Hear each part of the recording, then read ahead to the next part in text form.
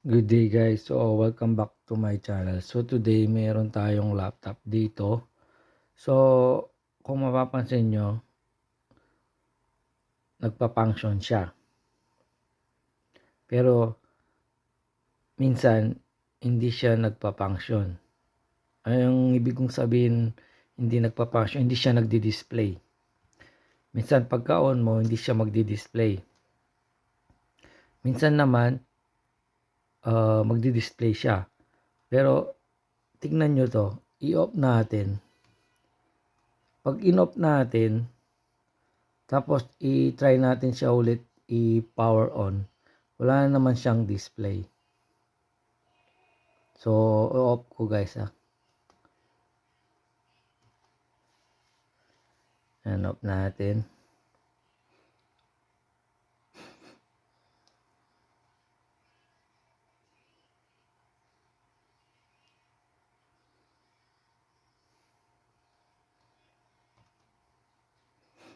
So, sabi ni client, minsan daw nag-on, minsan hindi. Ay, minsan nagdi-display pala, minsan hindi. Kapag minsan nag-display siya, pag pinower off mo na, shut down mo na, hindi na naman daw siya mag-display.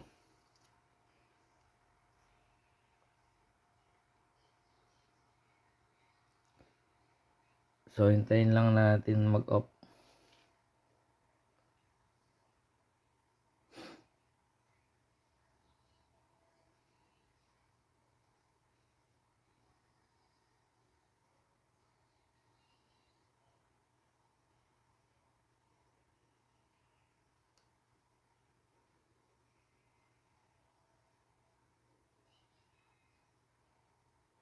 Bali, naka-plug lang yung charger natin, walang battery to guys ha.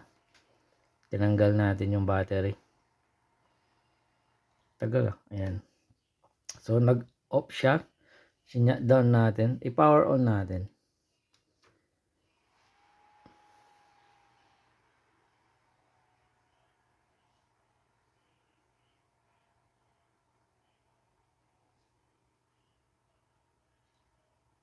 Ayan o.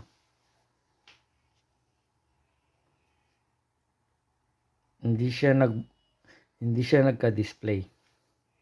So hindi natin inedit yan na tuloy-tuloy yung video natin. Yun o, wala siyang display. Naka-on yan no. Walang caps lock.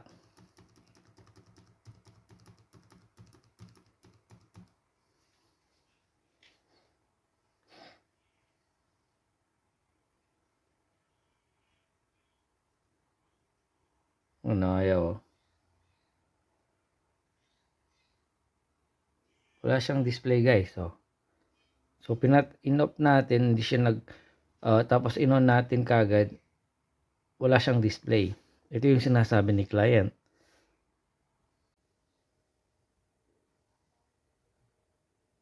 So hindi siya nagka-display guys.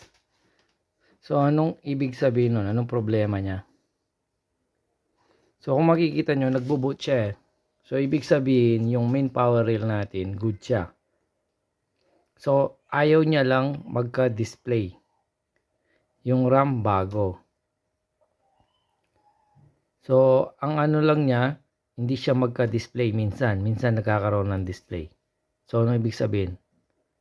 So ang una mo munang gagawin, so wag mo munang bubuksan.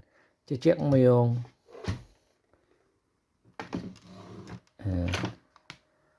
i-locate mo kung nasaan yung pan ng GPU.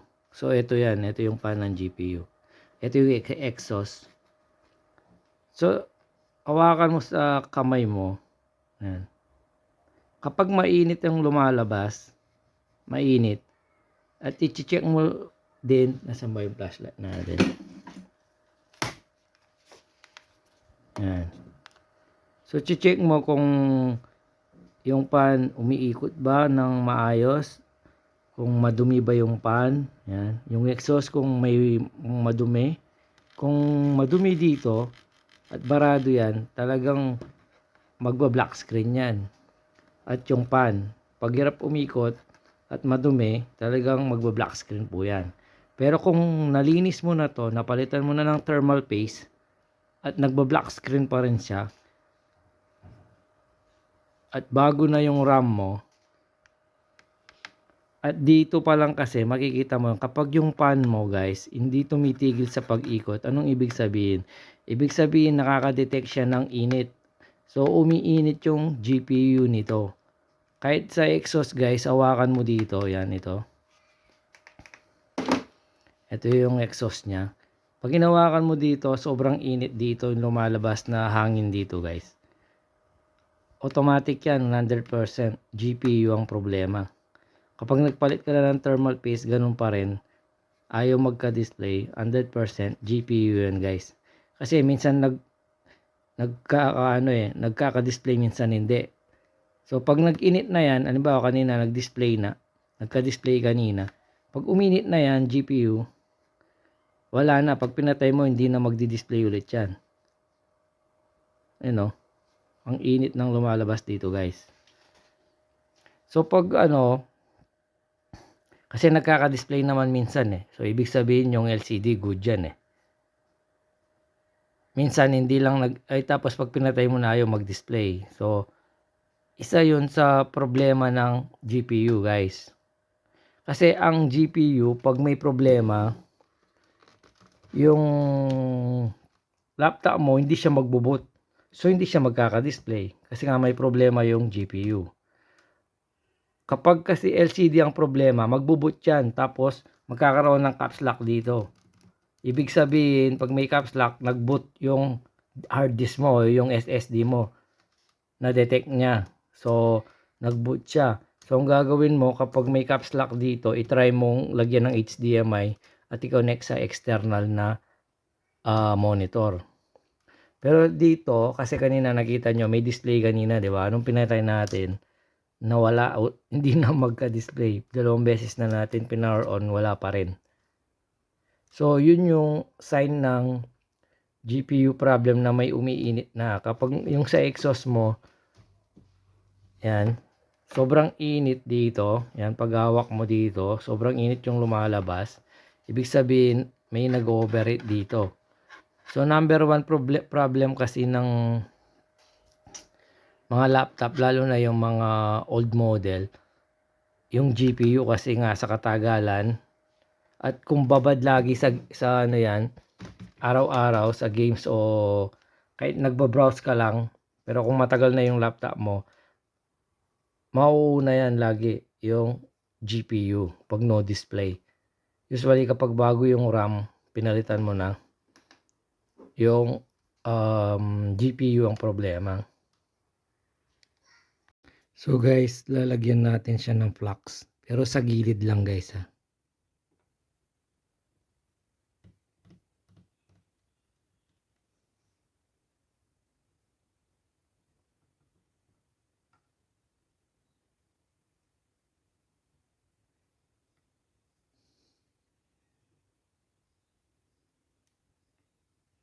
Yan.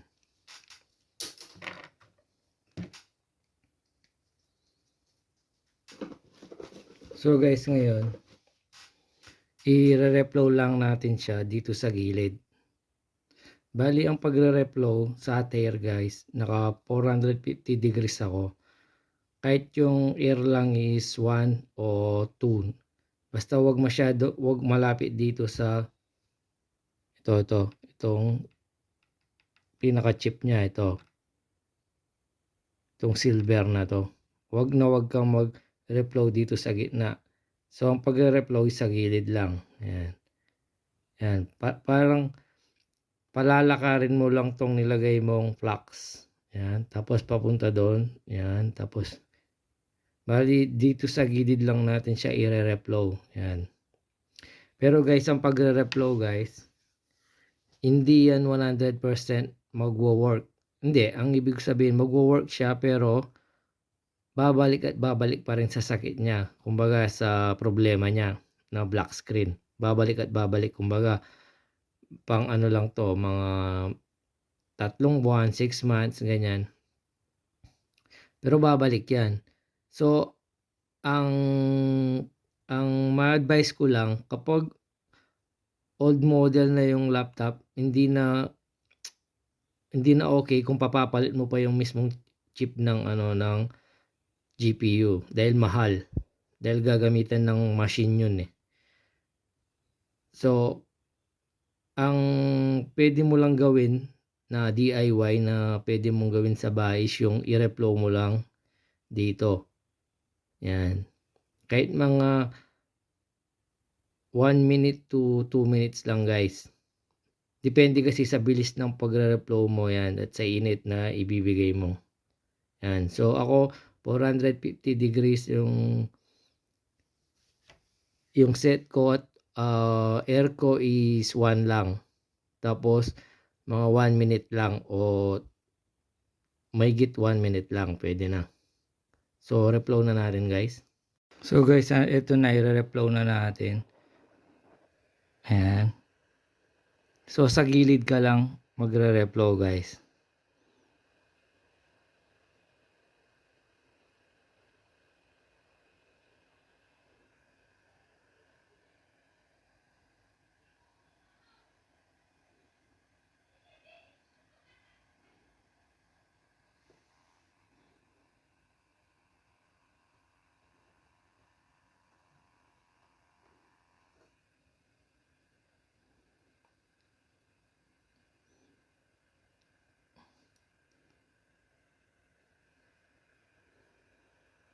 Ayan, parang palalakarin mo lang yung flux na nilagay mo. Ayan.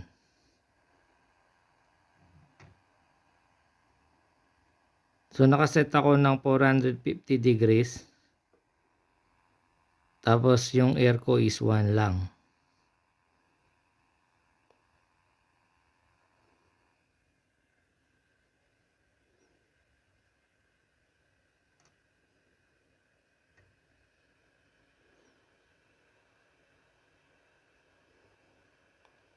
So gawin mo guys mga 1 minute o mahigit 1 minute mo siyang i-reflow.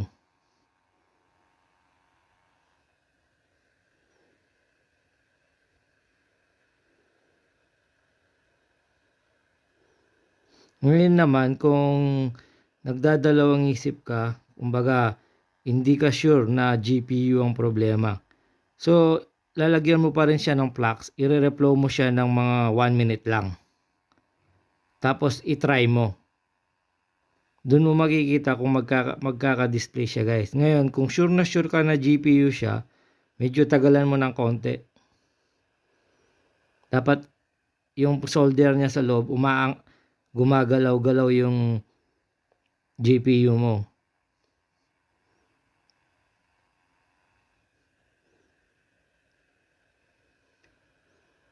Ayan, sa gilid lang.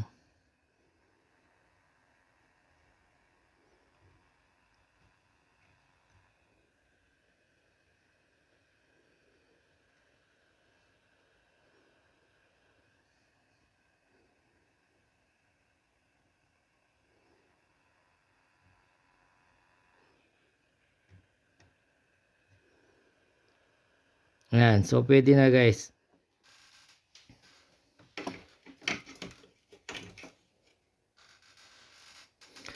So ngayon, itatry natin siya guys.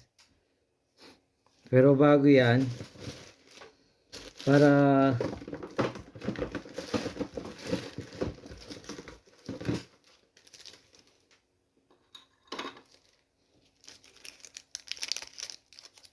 lumamig siya kaagad, lalagyan natin siya ng thermal pad.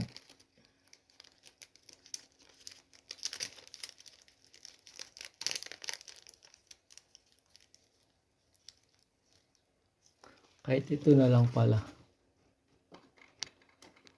Itong mga pinaggamitan ko. Yan.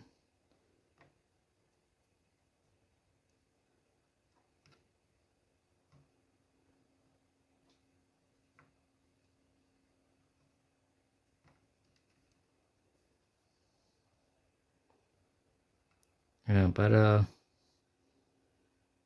mas mabilis na lumamig.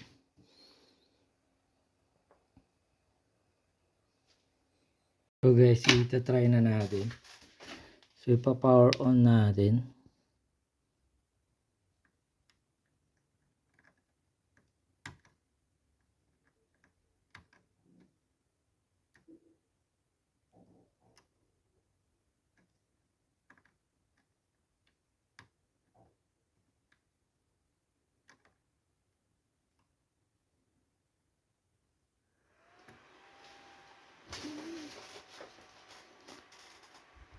Yan o. Kita nyo? Nagka-display siya.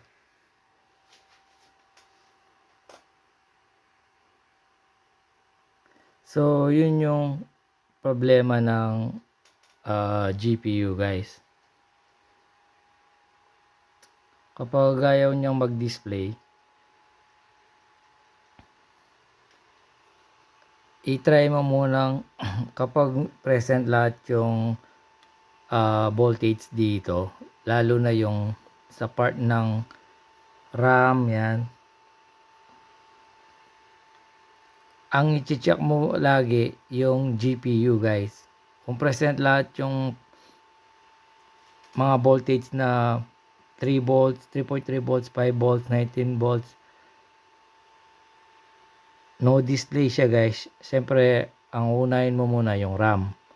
After ng RAM, so yung LCD mo, kung goods ba yan. Tapos yung susunod, kung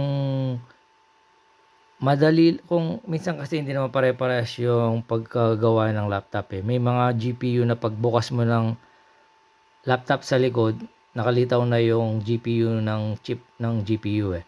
Pwede mo siyang i-reflow ng 1 minute katulad ng ginawa ko kanina. Para lang malaman mo kung GPU ang problema, kasi kapag nag-start siya nun, nag-open siya, so alam mo na yung GPU may tama. So yung ginawa natin kanina guys, reflow lang yun. So kumbaga temporary lang. Temporary guys. Kasi usually kailangan palitan yung GPU chip na yon. Kasi pag di mo pinalitan, yung ginawa nating pag-reflow kanina, hindi mo alam kung kailan tatagal. Kumbaga pwedeng 3 buwan, 4 na buwan, 6 na buwan, 1 taon. Pero lagi mo siyang i-reflow lang nun. Pero kailangan na talagang palitan yung GPU kapag lagi nang nagno-no display yung laptop mo. So kapag old model na, i-reflow mo na lang. Pero kung bagong model pa yung laptop mo, so kailangan mong i-rebol. Kumbaga palitan yung chip. So nagka-display na siya guys. So i-off muna natin.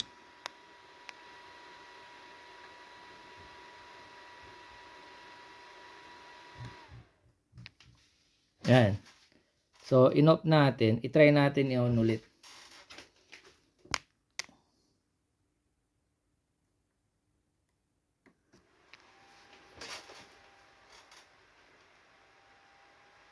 Yan may display ulit. So kanina yung sa start ng video natin, in-off natin yung laptop.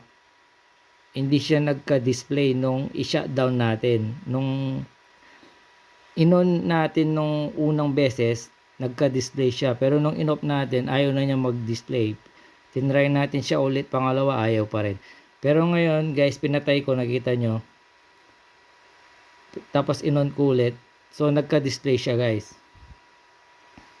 So, ang ibig sabihin, may tama yung GPU. Yung GPU ng laptop na to. So, ang masasabi lang natin sa client natin, wag na natin, kumbaga, pag may na-repair kayong ganito, wag na nating singilin pa ng mataas kasi reflow lang naman ang ginawa natin. So, kailangan natin palitan yung chip ng GPU talaga guys. Kasi yung pagre-reflow na yon is temporary lang.